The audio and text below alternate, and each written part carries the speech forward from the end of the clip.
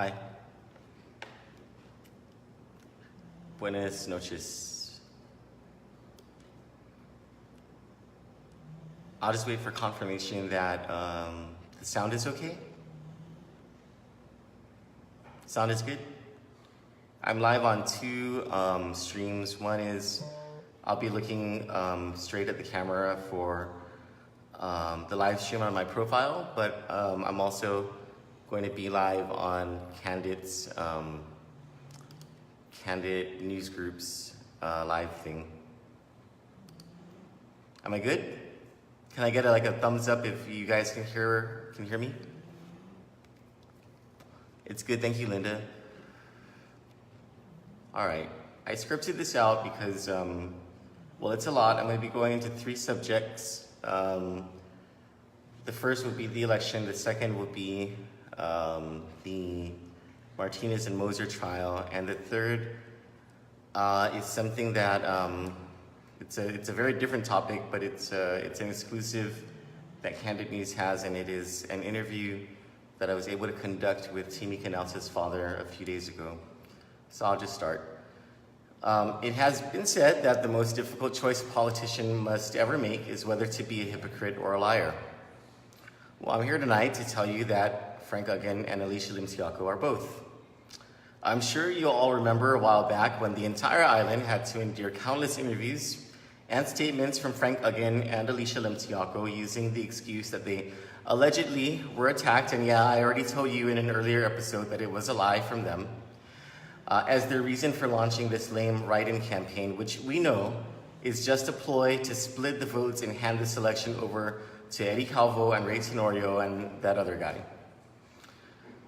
We all heard it over and over and over. Frank and Alicia needed a reason to explain why they broke their pledge and are dishonoring their word, which for politicians is never a good thing to do, but we all know they always do, right? But now, over the last few days, in their desperate attempt to convince people that they are, quote, victims of attack ads, it's funny, they have launched a series of hateful and despicable character assassinations against Lulian Guerrero. And I've not been one throughout this election season to be a defender of Lulian Guerrero, but I am just so, I don't know, I just get pissed at the hypocrisy. Other people do as well. Anyway. And they're doing it attached to their names, and this does not even include the black attack ads they are paying people to do, calling her a baby killer, a capitalist pig, a murderer, the devil, Satan, and that's just the nice stuff.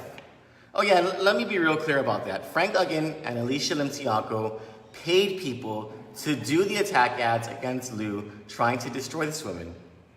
And they were dumb enough to even include payment in their latest financial statements to one of the worst of the attackers. It's there in black and white, address and all. But now, Frank and Alicia have taken it to a whole new level and are outright attaching their names to these character assassinations, and then at the same time running ridiculous lies in an ad claiming that they're victims of these attack ads. Victims of the attack ads that they made. This fucking blows my mind that they think we're just so fucking stupid that we would just roll over and believe this bullshit, or that, you know, people who would be in the know, like, you know, I know about this stuff, there are other people who know about this stuff, wouldn't come out and say something about it. It's bullshit. This is straight out of the John Moffness, Calvo Tenorio, and the other guy playbook. Classic Calvo Tenorio. And I should know. And this fucking makes me sick. So fair warning to Frank and Alicia and Calvo and Tenorio and what's his name. Every time you say this bullshit that you are being attacked, and I'll be bringing it all out. All of these skeletons about each and every one of you. And trust me, my chest of secrets is overflowing with your skeletons. The worst thing you could have done for yourselves was expose mine. Because now I have nothing to hide from. Now I have nothing to hide. Now I have everything to say. Good job there. Great strategy. Now let's look at the latest bullshit and lies from Frank Uggan and Alicia Limtiaco. May I first just say this on a personal note. So Frank Uggan, I didn't know the late Tony Leon Guerrero. I wasn't acquainted with the Leon Guerrero family while he was alive. It was much later, years later.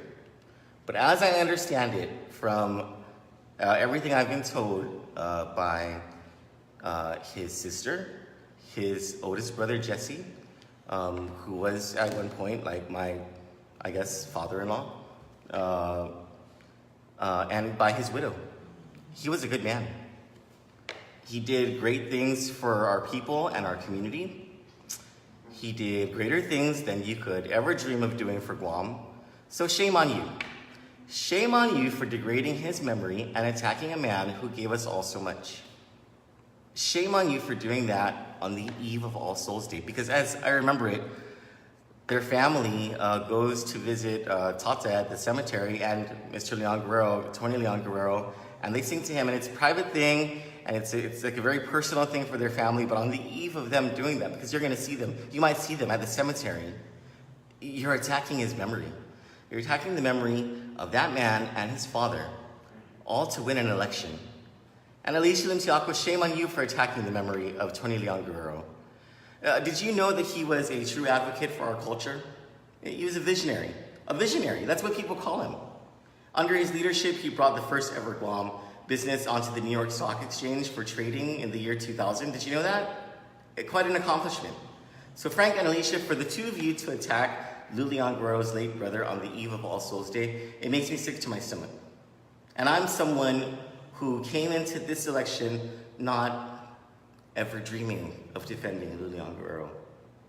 But you're lying about why Lou left the legislature, and you both know it. She did not, as you put it, quit the people of Guam. She did not, as you put it, abandon the people of Guam. She had to give up her seat in the legislature because her brother died of cancer, and she had to go on and help her family run the bank. You know that. So shame on you for bringing him into this. Just like you and Calvo Tenorio and Ada attacked her mother, who now you are attacking her deceased brother? Who's next? This is crazy. And while we're on the topic of these hypocritical lies, Frank and Alicia, let's talk a moment about your hypocritical attacks on her for her stance on a woman's right to choose. Frank, again, if I hear you say one more time that Lou is evil because of her stance, I will lose my fucking mind. I would like to remind you that the video still exists of you on session floor admitting that the women from the church, these women as you call them, these women, disgusted when they tried to force you to say you were anti-abortion. The video still exists, Frank Uggan, of you admitting right there that you refused to say you were anti-abortion. So stop being a hypocrite and pretending that you're so righteous when you only changed your stance because the Esperanza Project attacked you and you did not want to lose any votes. It's on video. You've got no backbone, no spine. Your stance on issues sways and changes and flip-flops depending on what day it is. It's Thursday, right?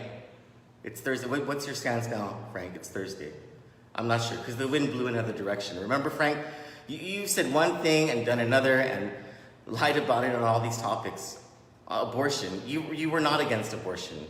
But then the pressure came from the church and you didn't want to lose any votes, so you flip-flopped on this stance. On pay raises, Frank, you voted in favor of your pay raise, and then the pressure got too hard, so you pretended to be against pay raises, right, Frank? The party pledge. You signed the party, this is what's disgusting. You signed that party pledge and promised not to launch a write-in if you lost. Then you lost. Even then, you told the public you would support the winner, but then the desire for power and the deals came, right, Frank? And you broke your word and used the excuse that you had been attacked. So that brings us to the attack ads. Hold on, because my cigarette is fucking floundering right here on all this bullshit. On those attack ads, I know for a fact and have evidence that you hired political strategists from the Philippines to create fake pages and trolls for social media to attack Lou Leon Guerrero. Then you turned around and tried to pretend you were a victim. And now you're doing the same thing while at the same hypocritical time you are attacking her deceased brother, her mother, and are lying about her to the public. The list goes on, Frank, again, about your lies and hypocrisy, and now you're bringing Alicia right down with you. And she could have been like the United States Attorney or the next Chief Judge of the District Court. But that doesn't fare so well in the Justice Department when you're caught, hiring a foreign entity to interfere in a United States election. But you know what? She's a big girl. She can handle herself, I'm sure, when she goes before Congress for whatever nomination she may get after losing the election. And they ask her point blank, did you ever hire foreign entities to interfere in a United States election? So I'm sure she has willingly signed off on an ad that attacks a deceased icon of this community, who on many occasions helped her husband out of some pretty dicey situations. Yeah. But you know, what I find the most repulsive of all of this is that you're not even trying to pretend anymore that you are not coordinating all of this with the Calvo Tenorio ad campaign. We watched those TV commercials during the Great Debate when you, Frank, and Alicia ran the exact same ads as Ray Tenorio and Tony Atta during each and every commercial break. My God, you are not even hiding this collusion anymore. So I guess we can just assume now that a vote for Frank and Alicia is a vote for Ray Tenorio. I mean, you're not even hiding it. And I'm actually glad. Everyone needs to know that about you. That you're a liar, a hypocrite. You're in bed with Eddie Calvo and Ray Tenorio. Good to know. Good to know. I'm glad, well, at least people who may not have believed me when I first said it can now see it, all for themselves. You know, Napoleon Bonaparte, he once said, in politics, never retreat, never retract, never admit a mistake. So lucky for you, Frank, I'm here to admit your mistakes for you. I've got you. I've got you. And don't you worry. And Alicia, girl, I got you too. Don't you worry. Your mistakes as the United States Attorney for Guam came to a head today in the U.S. District Court, where your outright refusal to take down public corruption on Guam has led to the scapegoating of an innocent couple now paying for your sins.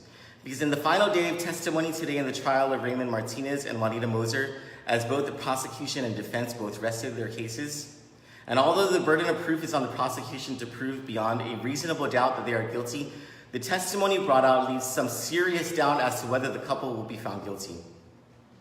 We'll see. The prosecutor, Fred Black, has for years refused to go after Eddie Calvo for his corruption, and in this case, he has coached witnesses and has been caught, along with his star witness, Henry Alvendia, lying in this trial.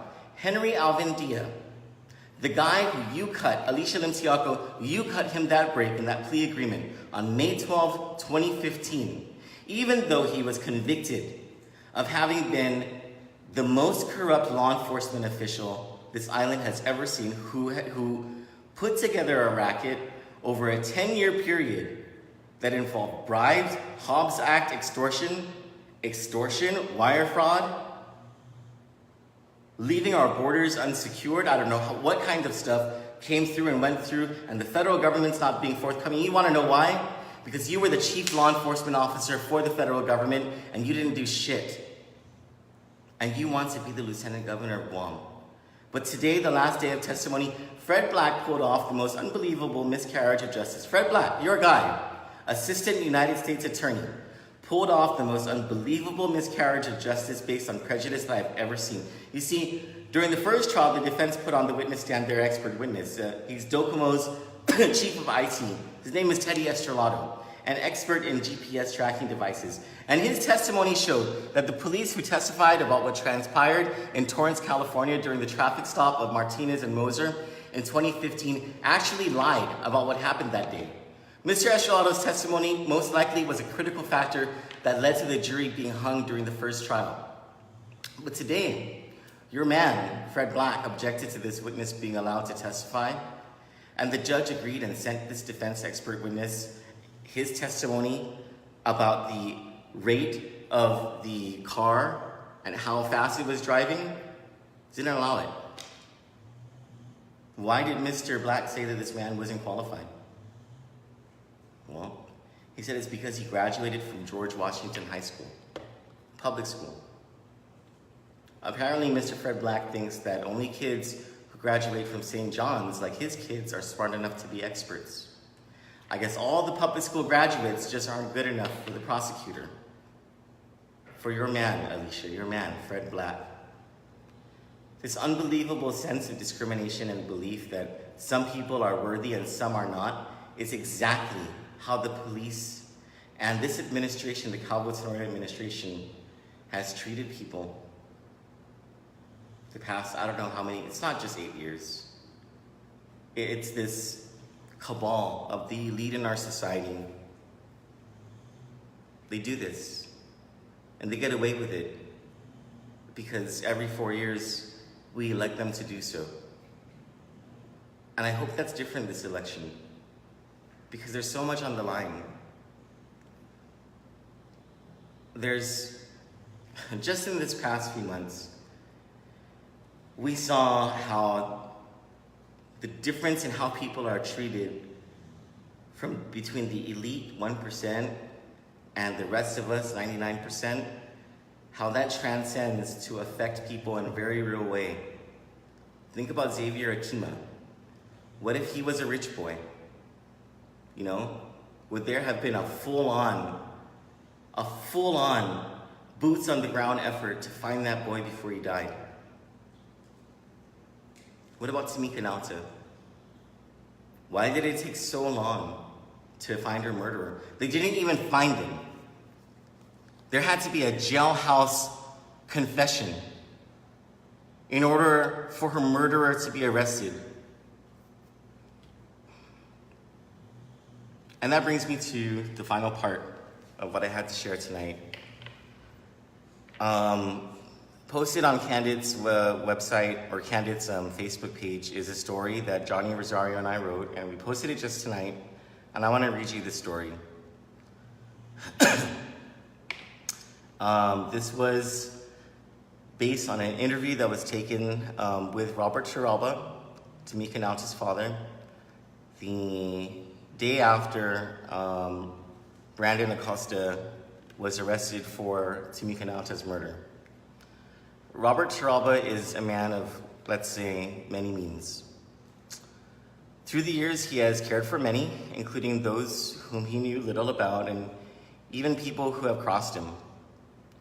The night before Michelle Limtianco went missing in the 1990s, Rob, as his friends know him, helped her. A stranger who knocked frantically at his door, needing someone to trust her, and he did. When he didn't hear from her, he got worried, and then, of course, the news came. The irony of Rob's generosity and kind heart is stark when you consider what he does. Rob is known as a collector in a market where honor is diminishing among thieves. Nonetheless, Rob comes from that generation of honor. His contemporaries live by this code and lament what has happened by this new generation, which pays little attention to the rising and indiscriminate approach of crime. These days, it looks more like an epidemic of substance abuse than the social network of a quiet underworld the black market used to resemble. Rob is a bridge between the time warp of these two worlds, and it is his manner that has earned him respect among all. This is my Snow White. He isn't your typical collector who is normally feared for a reputation of violence that precedes him. It's because he has a way, those I have talked to have testified, of convincing the indebted to pay their debtors with not so much as a smile and a few kind words in an unsuspecting visit. You can say it's part of his charm. So for those who know him, it was a surprise to all when news reports released the name of the middle school girl who was slain, Tamika Nauta, Rob's youngest daughter. All things considered, if Brandon Acosta had thought for a second about the consequences he would face by harming Nauta, jail time should be the least of his concerns. For everyone who knows everyone in this world, the greater surprise is that Nauta's jailhouse confessed murderer still is alive, all these days after his apparent confession of the crime. How are her siblings taking this? I asked Rob. It's hard on them, he said. I know it's especially hard on her grandmother because she spent a lot of time with her. She was always with her. Rob is talking. I'm sorry, I smoke a lot. Rob is talking about Salome Gange, Tamika's grandmother, who woke that morning to the sounds of sirens and found Tamika's lifeless body in Tamika's room as she was heading out the house to find out what was happening. But the police weren't there for Tamika's murder, not at first. The neighbors had called the police because they were robbed during the night that just broke. It was a new dawn, one that Tamika didn't live to see. The robberies in that secluded neighborhood off Lysingsong Road in Editorial provided Kandit News Group with the first clue into Tamika's murder.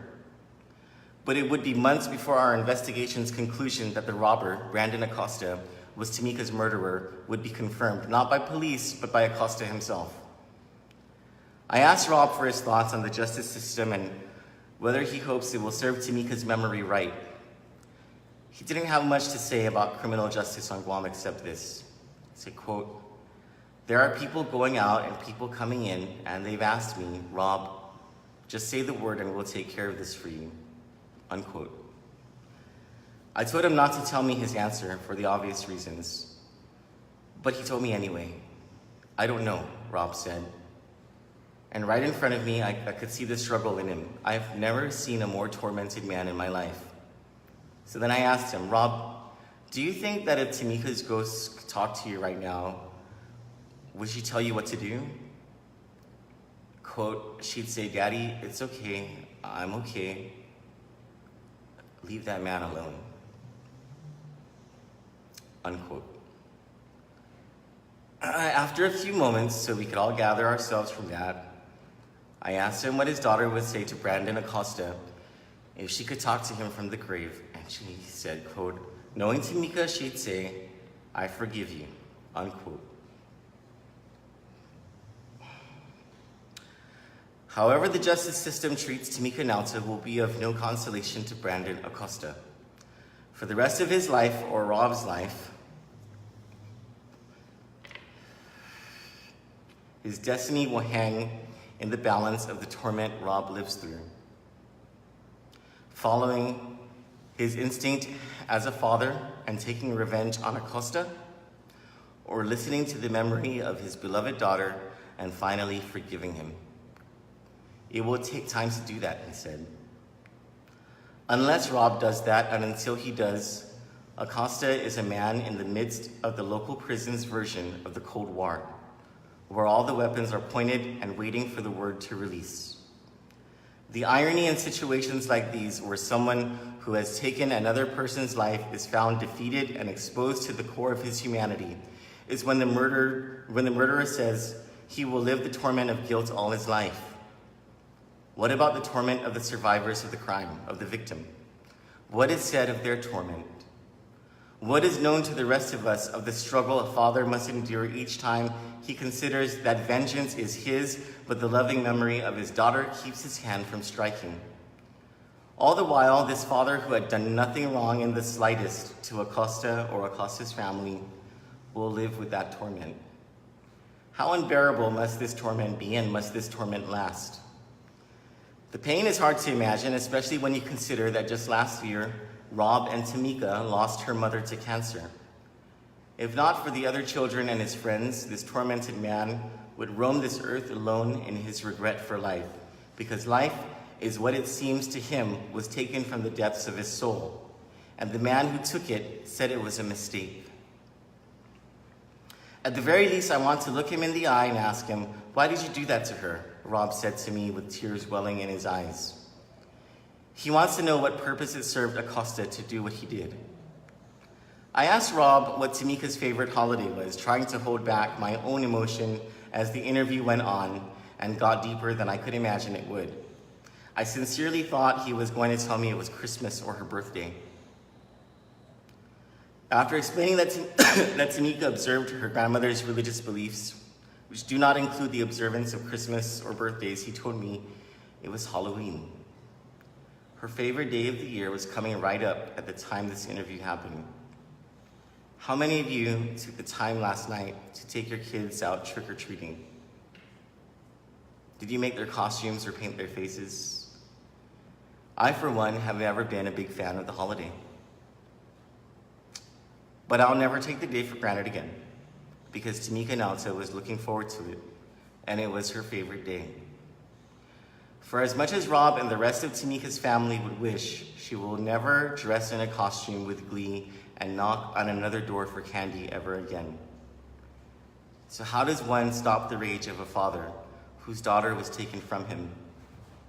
The fact that Brandon Acosta is still alive says one thing that gives Rob the greatest hope about life, and for every father out there who still can hold his daughter close, one thing does stop that rage.